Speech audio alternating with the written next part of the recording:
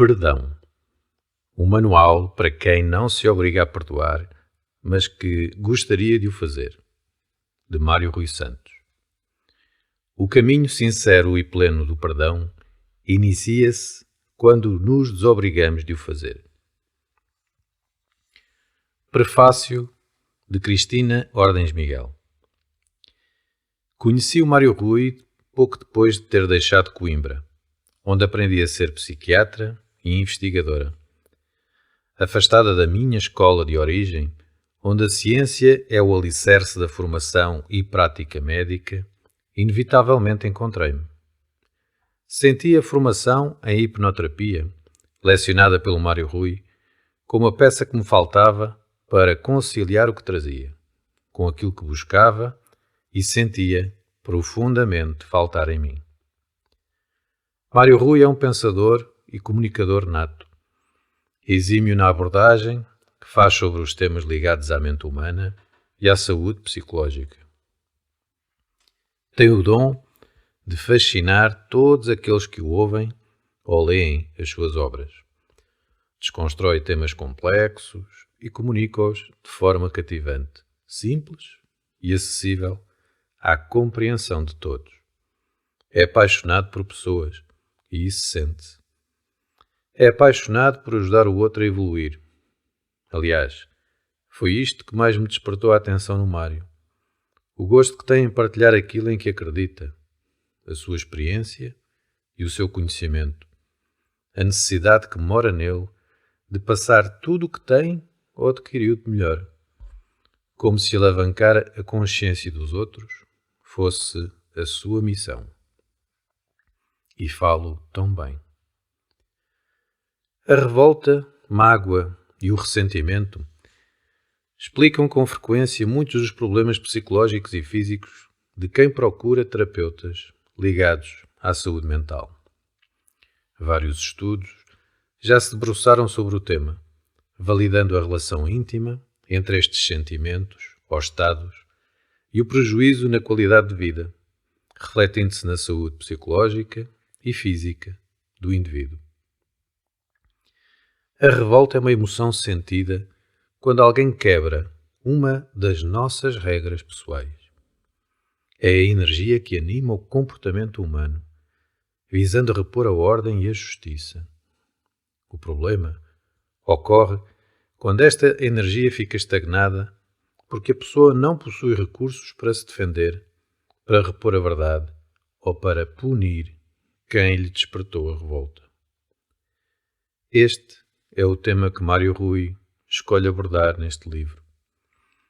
O autor apresenta uma abordagem de 7 passos, visando acompanhar de forma compassiva e permissiva o indivíduo ao longo do processo de perdão. Nesta proposta, cada passo reveste-se de grande valor terapêutico. Aqui, legitima-se a expressão autêntica de quaisquer ideias, julgamentos e sentimentos do sujeito, sendo-lhe oferecida total liberdade de decisão sobre a aceitação ou não de cada vivência. O sujeito aprende a dar-se conta da evolução interior, implícita no caminho do perdão. É por isso uma abordagem realista que oferece um modelo universal, passível de servir a todos, que respeita as especificidades do sujeito e de cada situação a perdoar. Este é o aspecto inovador e que surpreende o leitor de uma forma brilhante. Mário Rui defende que a vitória não depende da conclusão efetiva do processo de perdão, com a neutralização do sentimento dirigido ao outro. Antes, as vitórias desdobram-se em possibilidades.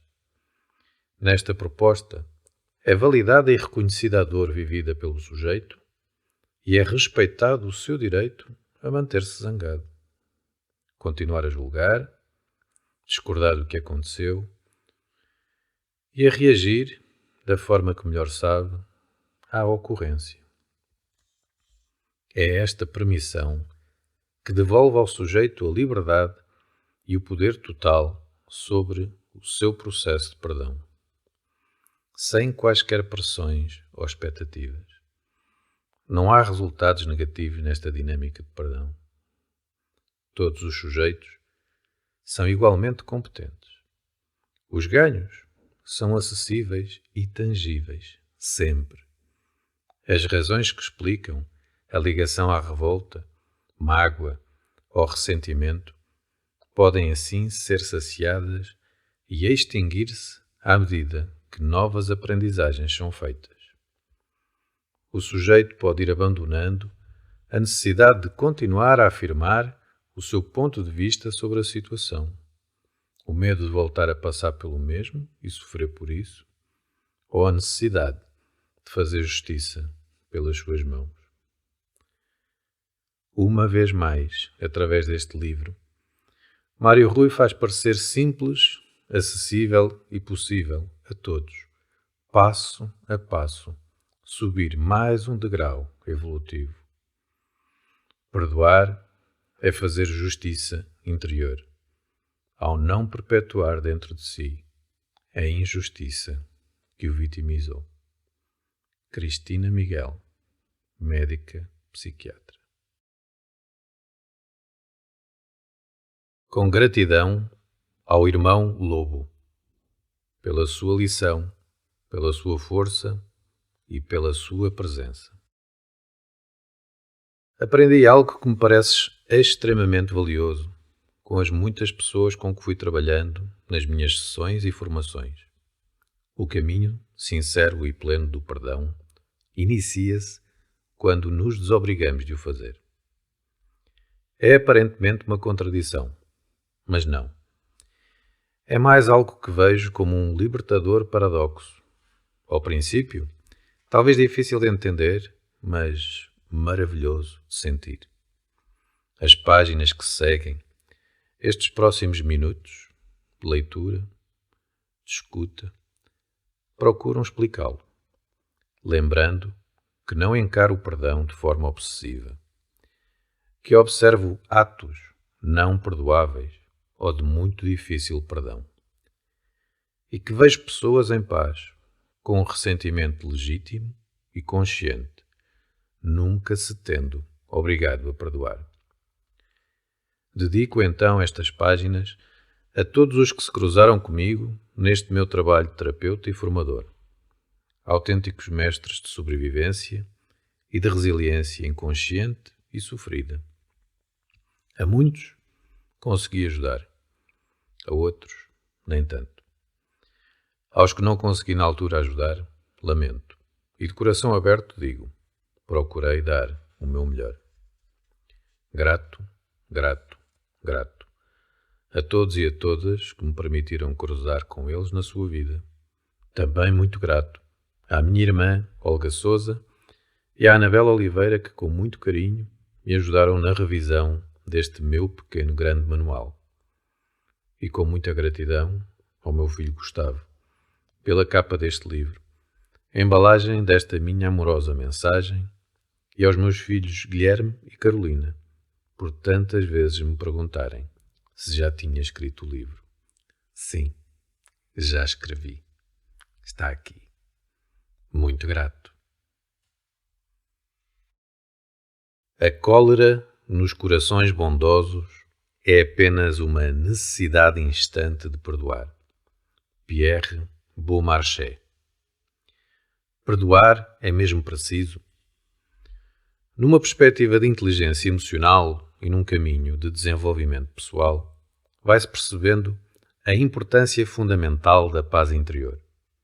O que significa, esclarecendo, estarmos em paz connosco e com os outros. Uma tarefa difícil, pensarão muitos. Sim, complexa, direi eu, e extremamente desafiante, pelas emoções densas que agrega, que não sendo respeitadas, se podem transformar em forças de bloqueio para esse trabalho interior, em direção à paz. Se adicionarmos a esta densidade emocional toda uma pressão social no sentido do perdão, quem sofre vê-se numa difícil encruzilhada de emoções, obrigando-se a perdoar ou a tentar esquecer sem o conseguir. A nossa mente funciona com princípios paradoxais, ou seja, Quanto mais me obrigo a qualquer coisa, mais tenderei a afastar-me. Quanto mais me obrigo a rejeitar ou combater uma ideia, mais ela persistirá na minha mente. Assim é o processo do perdão, feito de fora para dentro. Poderei obrigar-me a concedê-lo, poderei afirmá-lo, repeti-lo, mas se não for sentido, nunca irei absorver este processo como meu. Ao contrário de grande parte da literatura de autoajuda, de desenvolvimento pessoal, de inteligência emocional e até mesmo espiritual, que vai sugerindo esse objetivo como algo necessário e libertador, fui percebendo com os milhares de pessoas com quem já trabalhei que existem etapas internas e imprescindíveis a serem respeitadas e cumpridas. Mas todo o processo, profundamente interno, começa com uma desobrigação veemente de nos iniciarmos nesse tão almejado caminho do perdão. Que estranho, não é? Aparentemente estranho, mas profundamente libertador. Se afirmarmos a uma pessoa que se sente magoada e zangada com alguém que ela tem o inalienável direito de se sentir assim com o que aconteceu e que, se assim se quiser manter, o poderá fazer, que tem todo o direito, observaremos algo a surgir. Abertura.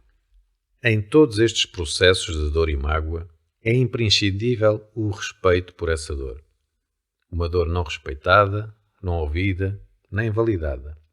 É uma dor reprimida, calada, que procurará manter a ferida aberta até que seja reconhecida. Ora, só com a paragem desse processo de perdão de superfície se pode recuar no tempo e ouvir a dor.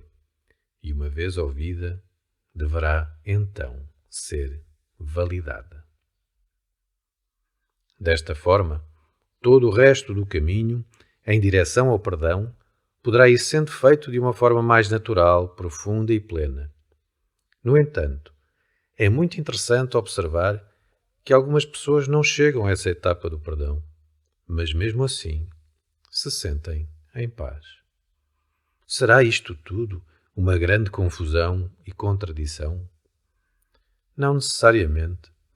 Acima de tudo, é importante que a pessoa não ressinta o que aconteceu, que a ferida se feche, que a paz surja, e isso pode passar por se permitir estar consciente e tranquilamente ressentido, sem se obrigar a perdoar quem a magoou. Permitindo-se este sentir e respeito consciente da sua ferida, esta etapa poderá ser mantida pelo tempo que for necessário. Ela é a validação, legitimação e compreensão da dor própria. E se essa dor nunca foi assim observada, é bem provável que seja necessário a pessoa manter-se nesse patamar durante algum tempo, sem se obrigar a perdoar. Uma vez consolidada essa legitimação, o processo poderá ir avançando para outras etapas que ajudarão a compreender melhor o que aconteceu. Podendo mesmo, se nunca colocar o perdão como uma obrigação, compreender-se o incompreensível ou aceitar-se o inaceitável. Admito que esta simples descrição pode gerar alguma confusão, mas na verdade aquilo que é descrito é um profundo respeito à neuroplasticidade e ao cérebro humano, bem como a todos os detalhes de emoções, sentimentos e pensamentos, por sublimar ou ressignificar. A mudança no ser humano, neste caso as suas perspectivas, é biologicamente possível, mas existe toda uma física e química cerebral que é importante respeitar. Através da história pessoal dos acontecimentos, das emoções e dos sentimentos vividos, podemos descristalizar zangas e raivas antigas, que se vão tornando completamente inúteis e tóxicas para quem as carrega. É importante o respeito por essa história e imprescindível uma minuciosa atenção aos detalhes sobre a forma como os acontecimentos ficaram arrumados na mente de cada um. Este é um processo em que me encontro em aprendizagem contínua, trabalhando pessoa a pessoa e aprendendo com cada uma, e em cada história vou relembrando a importância de pormenores que têm de ser reconhecidos, mas também novos detalhes que bloqueiam esse processo tão pessoal. Reafirmo que é um processo complexo, desafiante, com profundas resistências à mudança, mas possível. No entanto, relembro, só desobrigando o cérebro humano de perdoar o que lhe fez mal, consegue o cérebro humano perdoar o que lhe fez mal. O perdão é um catalisador que cria a ambiência necessária para uma nova partida, para um reinício. Martin Luther King. Porquê e para que perdoar? A utilidade do perdão. Há muitas pessoas zangadas com o mundo, com a vida, com os outros ou consigo próprias. Zangas explícitas, implícitas, conscientes, inconscientes, negadas ou assumidas. E não é difícil entender porquê. A mediocridade humana está muito presente nas nossas vidas e cada um de nós tem o seu próprio ritmo para dela se libertar. Isso quer dizer que quase todos nós, de uma forma ou de outra, nesta vida terrena, seremos inevitavelmente confrontados com a sua existência. E por vezes temos esse confronto violento muito cedo, pelos seus pais, com um ou outro irmão, na escola, com uma ama, etc, etc.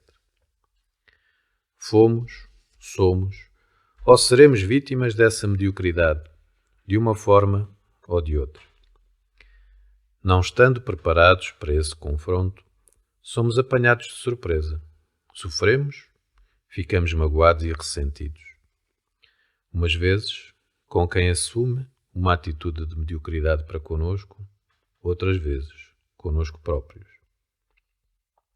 A ferida está feita, a mágoa sentida, a dor é sofrida.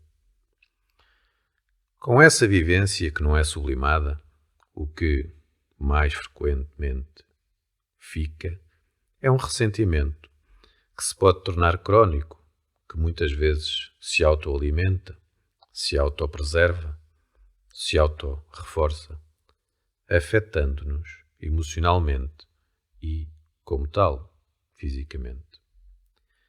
Se há ressentimento, recriminação, mágoa, dor, ferida aberta, se evitam as memórias, as conversas, as referências, se há situações idênticas que se repetem, padrões, se parece que a vida não avança, que os caminhos não se abrem, se há manifestações físicas, sintomas, poderemos estar perante uma necessidade deste processo de perdão. Por isso, tanto se apregoa, em formato clichê e um pouco desenchabido, o famoso perdão, tantas vezes desrespeitando a dor vivida por cada um. Então, mas não devemos procurar conceder o perdão a quem nos magoou? Não devemos libertar-nos da dor, da mágoa, do ressentimento? Uma das aprendizagens mais valiosas, demoradas e doridas que tive durante estes últimos anos é de que o perdão não é uma coisa que se procure conceder e que, em muitos casos, quanto mais se procura concedê-lo, mais sofremos com esse processo. O perdão é antes, sim, uma consequência natural e boa de um processo interior que, necessariamente, deve respeitar etapas muito pessoais. Mas também não tem de ser o único objetivo conotado com o atingir da nossa paz interior. Porque, na verdade, a nossa paz interior pode ir sendo atingida durante o nosso natural caminho para esse perdão, em muitas etapas anteriores. A dor, a mágoa, o ressentimento vão-se igualmente transformando ou atenuando em cada uma dessas etapas, e grande parte dessa carga pode mesmo ser libertada sem nos obrigarmos a chegar ao perdão. Assim poderemos, eventualmente, reconhecer a tão propagada utilidade do perdão, com todos os seus benefícios para o bem-estar emocional e físico. Porém, é bom que o vejamos não como um fim, mas como um processo, com as nossas próprias e pessoais etapas, que podem ser as finais, se assim o desejarmos. É com esta liberdade de podermos interromper este caminho de perdão, de nunca o iniciarmos, e com o conhecimento das suas etapas que ele pode ir surgindo em nós, de dentro para fora, e nunca como uma espécie de imposição. São essas etapas que agora gostaria de partilhar convosco, lembrando que o perdão é um processo interno e muito pessoal, que deve ter em conta um profundo respeito pelas feridas, dor e sofrimento de cada um. Todos os casos resumidamente descritos no final de cada capítulo são reais, embora os nomes sejam fictícios. Caminhante, não há caminho. Faz caminho ao andar. António Machado. As etapas do perdão. Quando conheci a proposta da psiquiatra Elizabeth Kubler-Ross, que enunciava 5 etapas no processo de luto: negação, raiva, negociação, depressão e aceitação, uma luz acendeu-se para o meu trabalho de ressignificação ou reestruturação de crenças que faço como hipnoterapeuta. Passei a observar cada pessoa no seu processo de cicatrização emocional, tanto ligado à ansiedade como à depressão, como se estivesse num caminho com várias etapas ou degraus. Fazia-me e faz-me todo o sentido que na estimulação da plasticidade cerebral, criando novas crenças, novos circuitos neurais, seja necessário respeitar um tempo e um processo, um conjunto de novas ligações, sinapses, que se vai estabelecendo, ajudando cada pessoa a criar perspectivas diferentes sobre as situações que viveu e que a fizeram sofrer, etapa por etapa. Ao mesmo tempo, via pessoas nos seus processos de vida, sem se terem obrigado a perdoar quem as tinha magoado, a estarem num certo nível de paz, que lhes permitia estar bem e minimamente felizes. Por outro lado, conheci pessoas que diziam terem perdoado, mas que continuavam a sofrer. Juntando todas estas peças, fui percebendo que existia um processo por etapas que era importante respeitar e que batia certo com o que se ia conhecendo do cérebro, das novas descobertas, da neuroplasticidade e da formação dos novos circuitos neurais.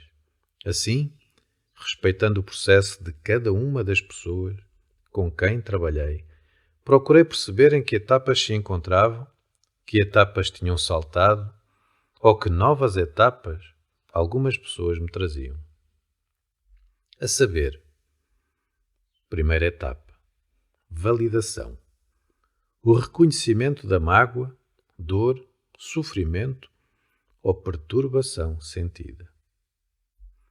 Segunda etapa, zanga, raiva, vingança, ressentimento, a expressão da dor e o direito à reação instintiva. Terceira etapa, não julgamento e compreensão. A permissão para julgar, para poder observar sem julgar e assim conseguir compreender. Quarta etapa, aceitação.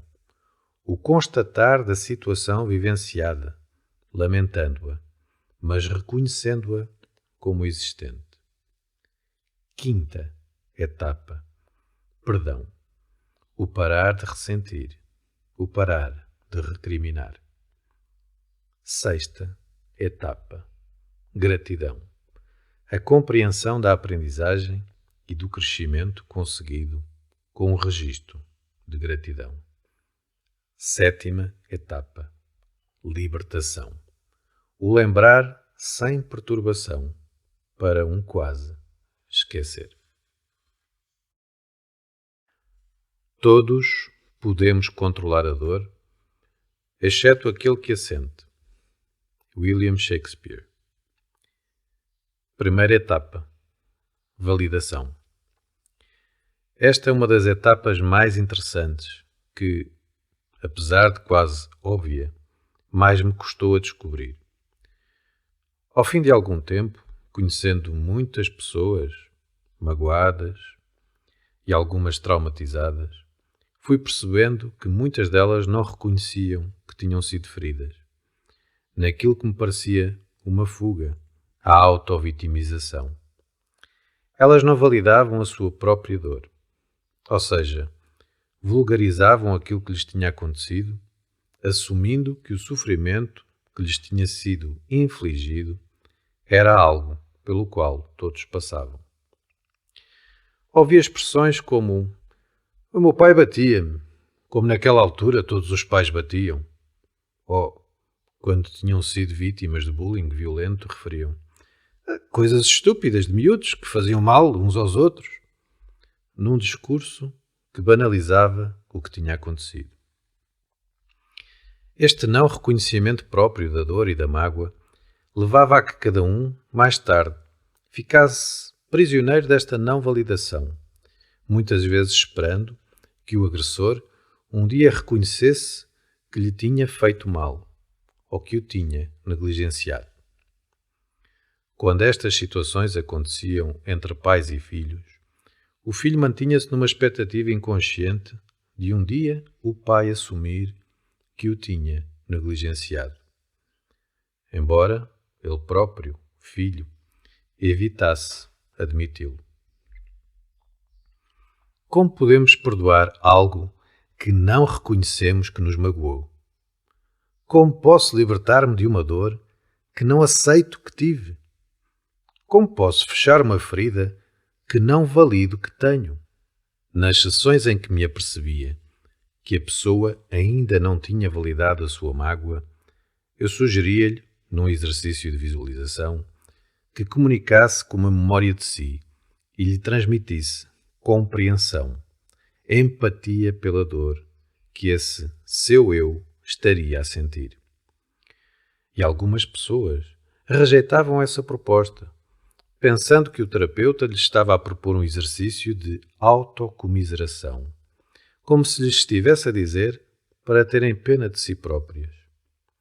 Com este tipo de resistências, compreensíveis, aprendi a esclarecer e a reforçar que a abordagem proposta era diferente da sustentação de um sentimento de pena. Era, sim, um exercício de compreensão, empatia, respeito, admiração e, até mesmo, de gratidão a si próprias. Quando assim entendiam a minha proposta, algumas pessoas referiam-me no final do exercício, após a entrega dessa mensagem a si mesmas, que nunca ninguém lhes tinha demonstrado esse grau de compreensão e que aquele seu eu tinha recebido essa sua mensagem, parecia ter-se iluminado, libertado de uma sombra. Caso real. André.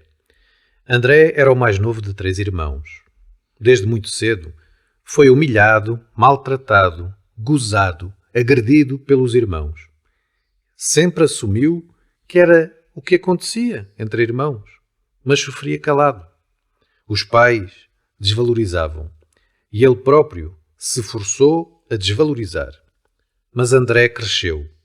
Agora, homem com mais de 30 anos, ainda carregava uma mágoa consigo e era possuidor de muito pouco amor próprio. O caminho de libertação do André começou com a validação dos maus tratos que sofreu com os seus irmãos.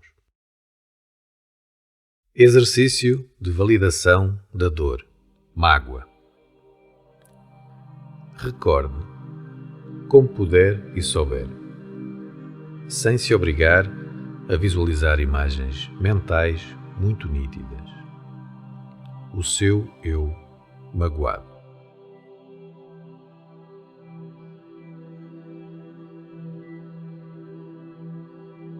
Com os seus olhos fechados, imagine-se a entregar-lhe esta mensagem. Sei o que estás a sentir. Sinto o que estás a sentir. Compreendo o que sentes. Compreendo porque é que o sentes. Estou aqui, contigo. Quero-te bem. És muito importante para mim.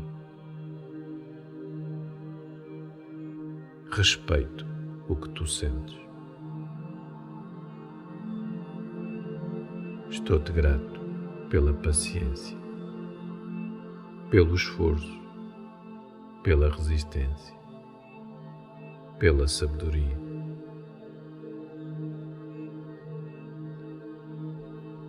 Fizeste o melhor que podias. Quero-te bem. Estou aqui, contigo.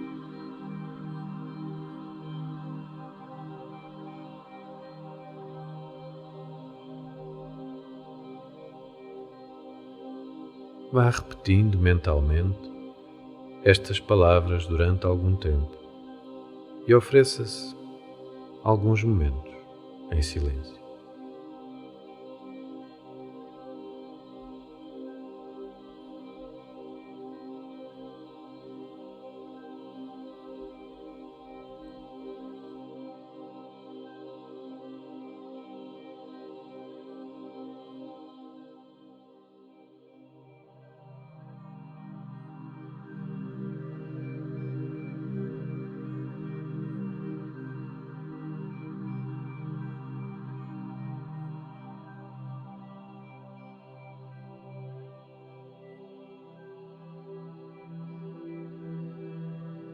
Só uma raiva, no entanto, é bendita, a dos que precisam. Clarice Lispector.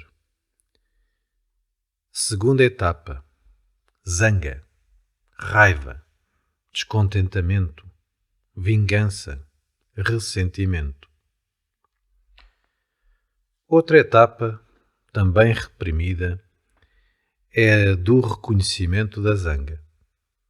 Por algumas pessoas, esta nossa face magoada, zangada, é vista como uma parte sombra que não admitem e, como tal, que não reconhecem. Na verdade, algumas chegam mesmo a reprimi-la ou a sentir culpa pela sua presença. Todas estas estratégias pessoais de não reconhecimento de repressão ou de autoculpabilização por essa zanga têm um efeito tóxico sobre a ferida da dor, observando-se também por aqui um impedimento à sua cicatrização. Reconhecermos este nosso lado zangado, descontente, magoado, ressentido, habilita-nos para uma mais fluida sublimação dessas emoções. Reconhecermos este nosso lado zangado, descontente, magoado, ressentido, habilita-nos para uma mais fluida sublimação dessas emoções. Em termos práticos, a proposta direta é essa mesma: reconhecer o direito a estar zangado, ou a reivindicar uma espécie de castigo, vingança. Como posso libertar-me de uma raiva ou de uma zanga que não legitimo? Como posso soltar um sentimento de injustiça se não há castigo? Como posso permitir-me zangar-me se sinto culpa por me zangar? Como pode ser reposta a justiça? Um dos exemplos desta zanga não aceite é que se tem para com alguém que, supostamente, nós nunca deveremos censurar. Os nossos pais, ou em alguns casos, a própria figura de Deus. Neste tipo de situações, a dinâmica interna é ainda mais violenta, porque se tenta combater e reprimir essa zanga, sentindo-se culpa por tê-la. É um conflito violento, quase sempre inconsciente. Enquanto ele existir, a ferida não fechará. A nova estratégia que se pode assumir é a de aceitarmos essa zanga e de nos libertarmos de qualquer iniciativa reivindicativa, de castigo ou de vingança. A nossa vida é preciosa demais para passá-la acreditando que poderemos ser justiceiros, vingadores ou carrascos. Caso real. Diolinda. Diolinda esteve casada com um homem durante 12 anos, que a maltratou, endividou, traiu-a e abandonou-a. Divorciaram-se e ela teve de voltar para a casa dos pais. Sentia que ele se tinha ficado a rir. Toda a gente lhe dizia para perdoar. A raiva corroía. O sentimento de injustiça arrasava e prendia-a ao passado. Não conseguia avançar com a vida. Mas Diolinda não podia assumir o papel de justiceiro ou carrasco. O caminho de libertação da Diolinda iniciou-se com o reconhecimento da sua zanga e um legítimo clamor de justiça. Exercício de aceitação e libertação da zanga-ressentimento. Recorde, como puder e souber, sem se obrigar a visualizar imagens mentais muito nítidas. O seu eu zangado. Com os seus olhos fechados, imagine-se entregar-lhe esta mensagem. Tens direito a estar zangado. Tens direito a querer justiça. Tens todo o direito. Mas não precisamos de ser nós os justiceiros ou carrascos. Entreguemos à justiça maior, sabedoria universal, a nossa dor e a nossa zanga. Entreguemos e confiemos para a nossa liberdade.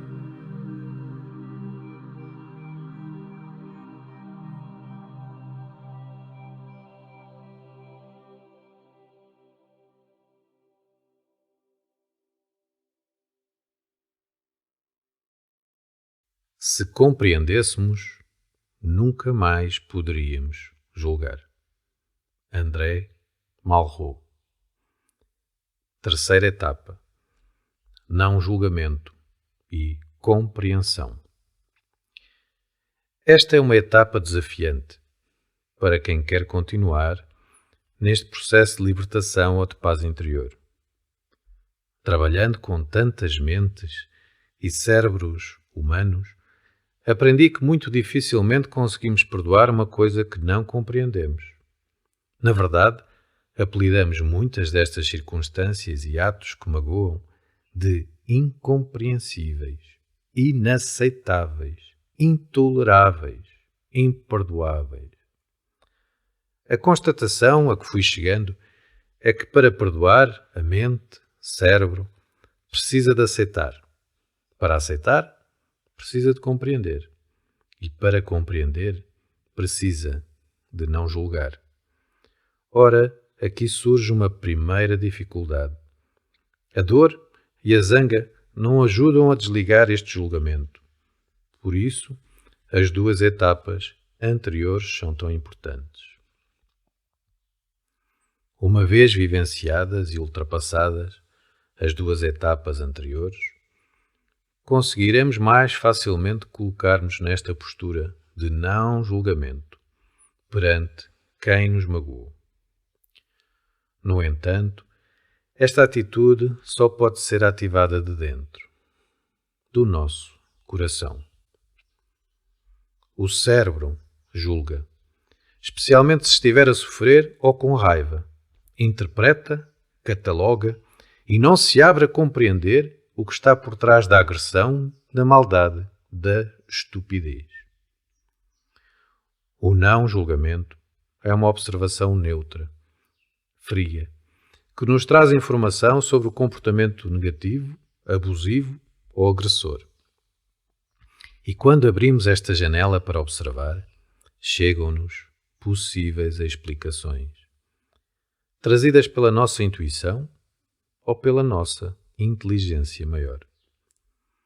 Essa é uma abertura essencial para outra parte importante desta etapa: compreensão. Não julgando, conseguiremos observar mais informação para podermos compreender. Mas para compreendermos, é importante lembrarmos que estamos apenas a fazer isso: observar e tentar compreender, sem nos obrigarmos a aceitar, sem nos obrigarmos a concordar, sem nos obrigarmos a compreender. É um degrau, ou etapa, onde é bom permitirmos-nos estar durante algum tempo, aquele que acharmos necessário. Caso real. Lara. O pai de Lara era alcoólico. Quase todos os dias, na infância e pré-adolescência de Lara, o pai espancava a mãe, espancava a ela e aos dois irmãos. A mãe de Lara constantemente desculpabilizava o pai, mas Lara começou a odiar o pai. Para ela, o pai era uma pessoa má e mesquinha. Anos mais tarde, o pai libertou-se do álcool, mas a Lara nunca mais cedeu com o pai. Sofria num conflito permanente entre o julgamento que constantemente fazia do pai e a obrigação que sentia em perdoar o pai. O caminho de libertação de Lara iniciou-se quando se permitiu compreender o problema do pai, para além do julgamento que se autorizou a fazer. Exercício de não julgamento, compreensão. Recorde, como puder e souber, sem se obrigar a visualizar imagens muito nítidas, o comportamento que o agrediu ou magoou.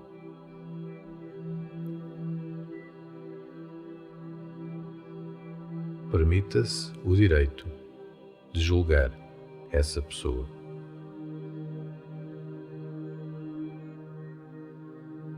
Dê-se algum tempo para o fazer.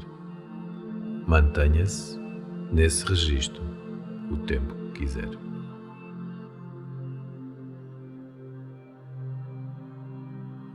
Entretanto, vá-se dizendo a si próprio: tenho o direito a julgar e não querer compreender.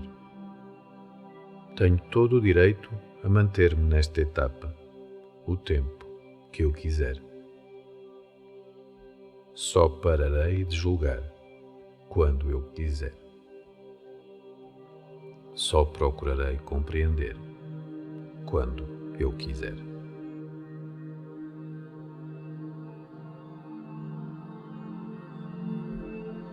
E fica-se em silêncio.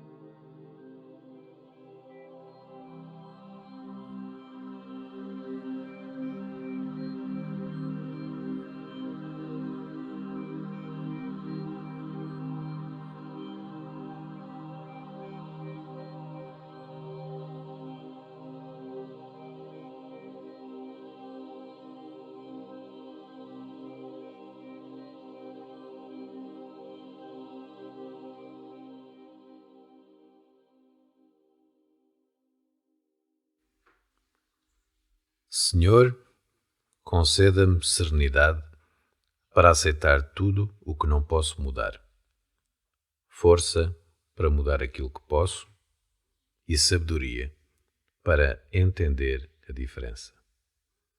Reinhold Niebuhr. Quarta etapa: aceitação.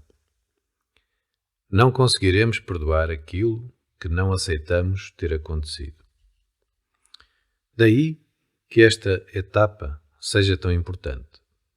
No entanto, esta aceitação é um pouco suscetível de alguns mal-entendidos conceptuais que impedem de a concretizar. Um desses grandes mal-entendidos é o de que, ao aceitarmos algo que nos aconteceu, estaremos tacitamente a concordar com o que aconteceu ou a resignar-nos ao que aconteceu. Este mal-entendido interfere violentamente com o processo de aceitação, porque as pessoas não querem concordar com o que lhes aconteceu, nem facilmente se resignam ao mal que lhes foi feito. É muito importante clarificar este conceito de aceitação. Aceitar que algo nos foi feito ou nos aconteceu é fazer uma constatação, lamentando, discordando, mas finalizando com uma ideia de ato consumado e inalterável, despoletando assim, neste nosso ser, um processo adaptativo e cicatrizante. Aceitar não significa concordar com o que aconteceu. Aceitar implica constatar, descrever o que foi como foi, não como devia ter sido. Aceitar significa parar de exigir que o passado tivesse sido diferente, ou que a pessoa seja diferente. Aceitar é ver as coisas como elas foram ou são, não como deveriam ter sido ou deveriam de ser, embora nos possamos reconhecer o direito de o exigir, mas ao exigir não aceitamos. Quando aceitamos, iniciamos um processo de adaptação, com profundo respeito pelo nosso sentir, pela nossa dor, pelo nosso sofrimento.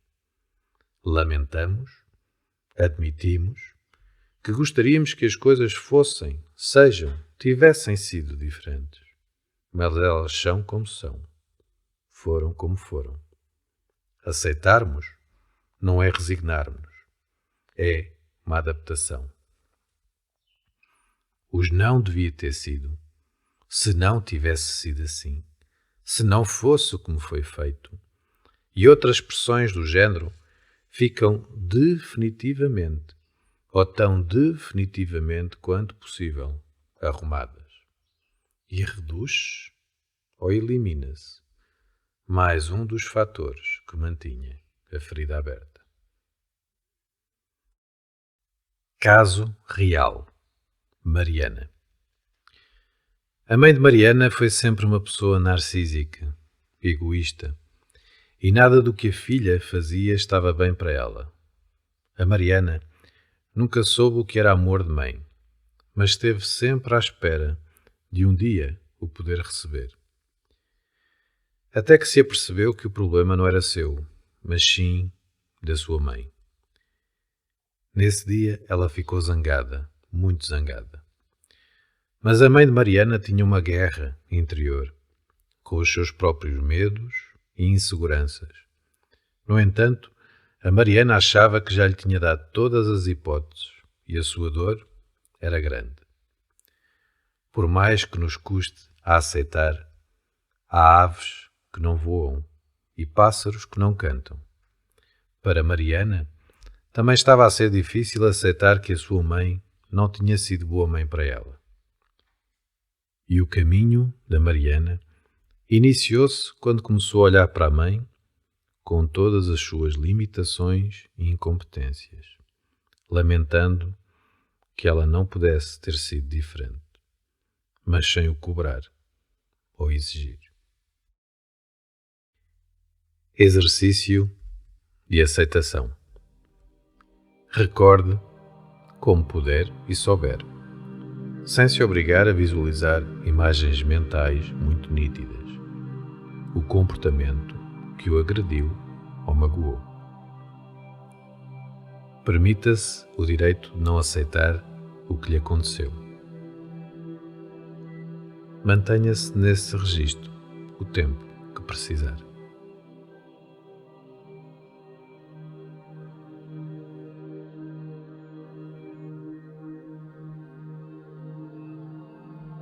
Enquanto o vai fazendo, diga-se a si próprio: tenho o direito a não aceitar o que me aconteceu.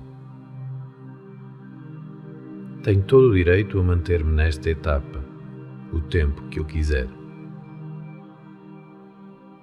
Só aceitarei o que me aconteceu quando eu quiser.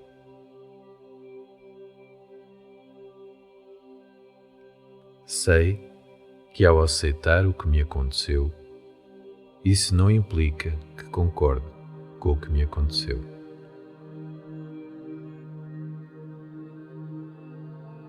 Nem que me resigno ao que me aconteceu.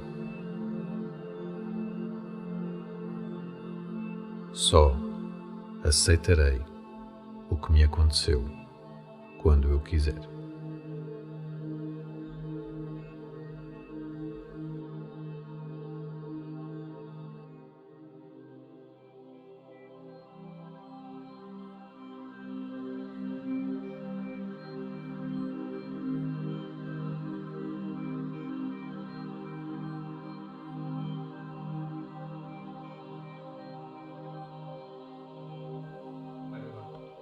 O perdão não pode ser confundido com esquecimento. O esquecimento é a falta de memória. O perdão é a transmutação de um sentimento. Osho. Quinta etapa. Perdão. Ao chegarmos a esta etapa, se chegarmos, é bom lembrarmos que, ao perdoarmos alguém, nada tem de ficar como antes, nem tampouco fazer de conta que nada de mal aconteceu. Nada disso. Perdoar alguém, se for esse o caso, pode passar por se conceder uma nova oportunidade a essa pessoa, se ela ainda fizer parte da nossa vida. Mas manter-nos-emos sempre atentos a qualquer possível reincidência ou quaisquer sinais que possam surgir nesse sentido, sem estarmos permanentemente desconfiados, mas tranquilamente atentos. Se essa pessoa já não fizer parte da nossa vida, o perdão que lhe possamos dirigir deverá assentar numa postura madura, não ressentida, tão neutra quanto possível. Nestes casos, o conceito da equanimidade budista, sem apego nem aversão, fornece uma estratégia poderosa de cicatrização. Aprendi-o com a prática da meditação Vipassana e, a pouco, fui trazendo a proposta da equanimidade para as minhas sessões terapêuticas. Esta opção decorreu da constatação de que nas nossas sessões o que acontecia era exatamente a antítese, com as pessoas a recordar, ora com apego, quase saudade, desejando voltar atrás no tempo, ora com aversão, com raiva e sentimento. Um autêntico ping-pong emocional que as fazia sofrer. Assim, fui-lhes propondo que, após a necessária passagem pelas etapas anteriores, pudessem observar aquilo que tinha sido aprendido, ou, se possível, positivamente experienciado, registando essa aprendizagem. E quanto à raiva que ainda pudessem sentir por quem a estivesse magoado, que se permitissem ir olhando para essa pessoa, libertando-a tão em paz quanto possível. Por vezes, sugeria mesmo que se visualizasse essa pessoa a afastar-se, a diminuir, até se dissipar no ar. Este processo de equanimização não implica ignorar o que possa ter acontecido, antes pelo contrário, implica olhar com atenção, recebendo a lamentável lição e libertando o professor. Relembro, no entanto, que, paradoxalmente, para atingirmos esta etapa, é importante não nos obrigarmos a chegar a ela. E é indispensável passar pelas etapas anteriores, onde se vai conseguindo alguma paz. Depois do perdão, nada ficará como dantes. Não tem de ficar, não deve ficar. Perdoar não é esquecer, nem passar um pano sobre o que aconteceu. Caso real. Alberto. Alberto foi traído pela mulher. E ele soube. Sofreu bastante. Entrou numa depressão profunda. Amava. Compreendeu o que se tinha passado, mas sentia que nunca mais conseguiria viver com ela. Depois de um longo processo, desobrigando-se de se reconciliar com a sua mulher, perdoou-a e separaram-se. O Alberto está bem. Exercício de perdão. Recorde, como puder e souber, sem se obrigar a visualizar imagens mentais muito nítidas, o comportamento que o agrediu ou magoou. Permita-se o direito de não perdoar o que lhe aconteceu. Mantenha-se nesse registro o tempo que precisar.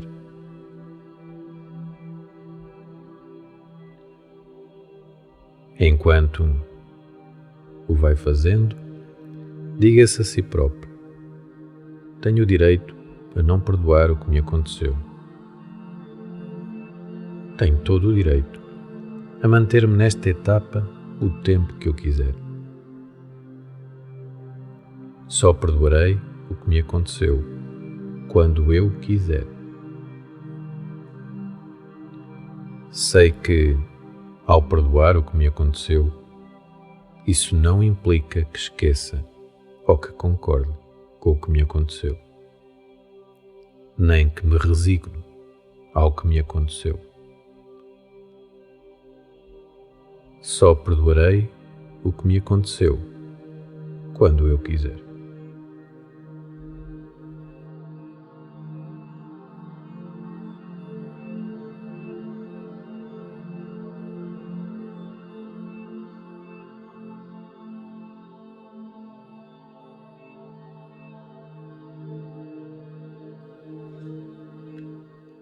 Aprendi o silêncio com os faladores, a tolerância com os intolerantes, a bondade com os maldosos, e por estranho que pareça, sou grato a esses professores. Khalil Gibran. Sexta etapa. Gratidão. Gratidão. Num livro sobre o perdão? Como se pode conceber a hipótese de agradecer a alguém que nos magoou?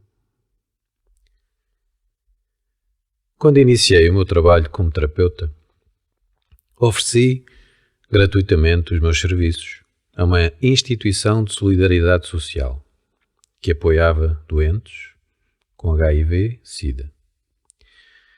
Ao início, fazia sessões simples e focadas no controlo da ansiedade, com exercícios de visualização e relaxamento. Mas, a pouco e pouco, à medida que as pessoas iam conhecendo o meu trabalho, surgiam situações um pouco mais complexas. Um dia, conheci um homem com os seus 30 e poucos anos, numa fase muito avançada da doença, que, apesar de a sua situação ser bastante complicada, veio a algumas sessões para reforçar a sua esperança e positividade. Fomos conhecendo um ao outro e praticamente tornámos-nos amigos, tendo chegado mais tarde a ir à sua casa fazer algumas sessões. Entre muitas coisas sábias e lúcidas que partilhou comigo, disse-me um dia: sabes, Mário, Eu já agradeci esta doença. As coisas que ela me tem levado a fazer, a reflexão a que fui obrigado, todo o trabalho interior que tenho feito, a consciência que tenho ganho, a religação à minha família, estou-lhe mesmo grato. E dizia-me isto com um sorriso nos lábios. Tentando ajudá-lo, aprendi muitas coisas com ele. E lembro-me com muita gratidão das nossas conversas. Uma das sagradas e nobres virtudes deste nosso cérebro, e fantasticamente, é a sua infinita capacidade de significação e sublimação. Uma força maior, como nos lembrou o mestre Viktor Frankl, suficientemente hábil para nos ajudar a suportar a experiência de um campo de concentração e sobreviver. Um poder não sobre-humano, mas muitas vezes visto como tal, que se alimenta de sentidos, significados, propósitos. É desse poder que falo nesta etapa, um poder que transforma a nossa experiência mais lamentável, mais atroz e sofrida, numa das nossas maiores aprendizagens desta existência terrena. Mas também este é um poder que vem de dentro, que surge na nossa matriz e que só por cada um pode ser exercido. A transformação da mais violenta dor em aprendizagem, em conhecimento, em sabedoria, em consciência. Uma transformação análoga à dos alquimistas, de chumbo em ouro, de dor em vida, talvez em amor. Quando a aprendizagem se torna maior do que a dor e se percebe a difícil lição, a leve brisa da gratidão é sentida no nosso sofrimento. E a luz brilha, alivia. Ao princípio, timidamente, mas cada vez mais forte.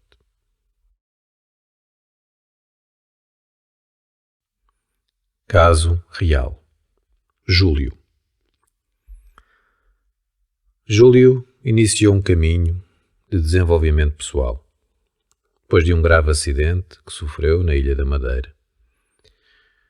Um carro que circulava em contramão embateu no seu, num choque frontal. A sua filha, que seguia no banco de trás, ficou bem, mas ele teve de passar vários meses no hospital, com múltiplas fraturas, em sofrimento. Após a sua saída do hospital, forçado a parar a sua atividade profissional, iniciou então um caminho de autoconhecimento e desenvolvimento pessoal. Só alguns anos mais tarde, percebeu o quanto aquele acidente o tinha feito crescer como pessoa. E foi quando, finalmente, encontrou uma razão para se sentir grato pelo que lhe tinha acontecido, que se libertou de uma raiva que, depois do acidente, o acompanhou durante muitos e muitos anos. Exercício de gratidão. Recorde, como puder e souber, sem se obrigar a visualizar imagens mentais muito nítidas, o comportamento que o agrediu ou magoou. Permita-se o direito de apenas perdoar o que lhe aconteceu, se não lhe fizer sentido a gratidão. Mantenha-se nesse registro o tempo que precisar. Entretanto, diga-se a si próprio: tenho o direito a perdoar o que me aconteceu. Tenho todo o direito a manter-me nesta etapa o tempo que eu quiser, mas poderei perdoar o que me aconteceu, se eu quiser. Sei que, ao perdoar o que me aconteceu, isso não implica que esqueça ou que concorde com o que me aconteceu, nem que me resigno ao que me aconteceu. Só perdoarei o que me aconteceu quando eu quiser e se eu quiser. Colocar gratidão sobre o que me aconteceu, ao mesmo tempo que lamento o ocorrido e me permito ir perdoando, é algo que posso ponderar, apenas e só, se me fizer sentido.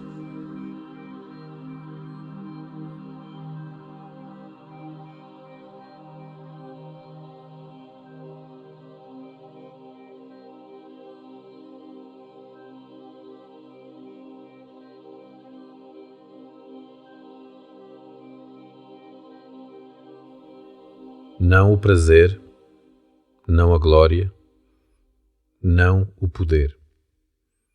A liberdade. Unicamente a liberdade. Fernando Pessoa. 7ª etapa. Libertação. Fim, princípio, fecho.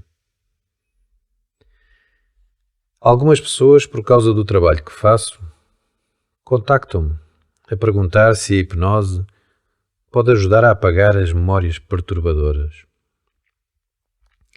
Se ao princípio dizia que não, porque nem sequer me fazia sentido, desde há uns tempos a esta parte comecei a dar uma resposta que me faz sentido.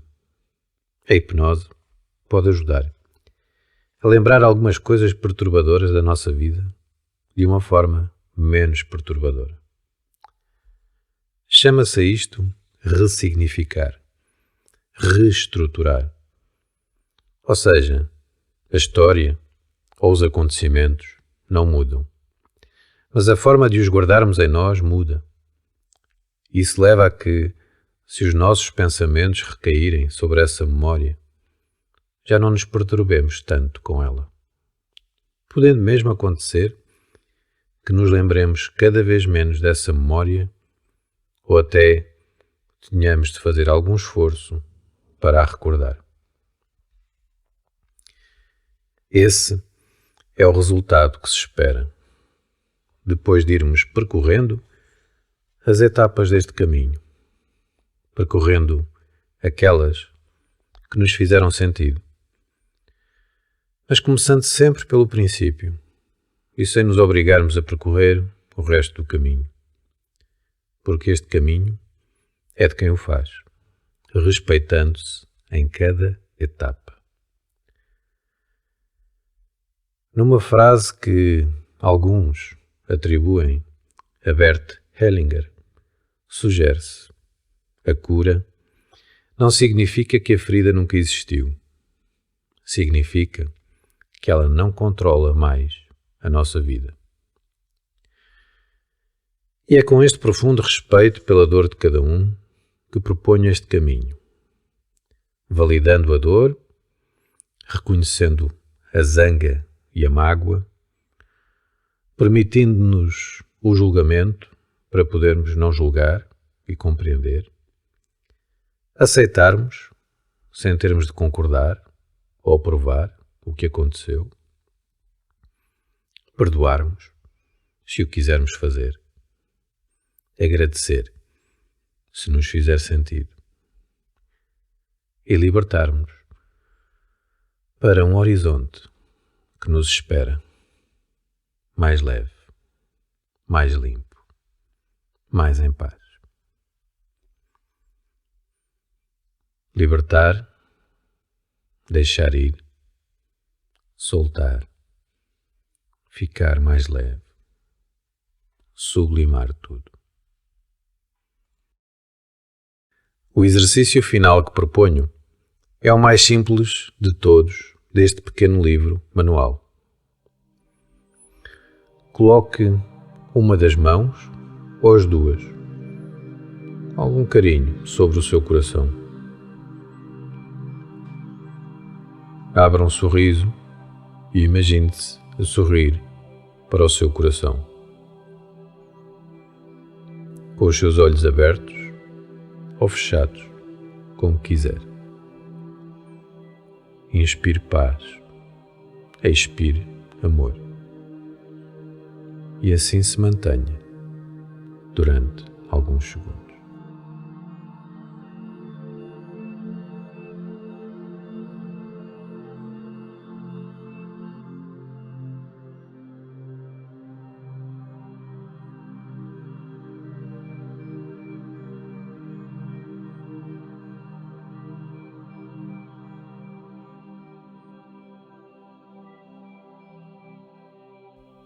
Tudo de bom, ou melhor ainda, luz, paz e amor no coração, agora e sempre, sempre que quiser, sempre que precisar. Mário Rui Santos.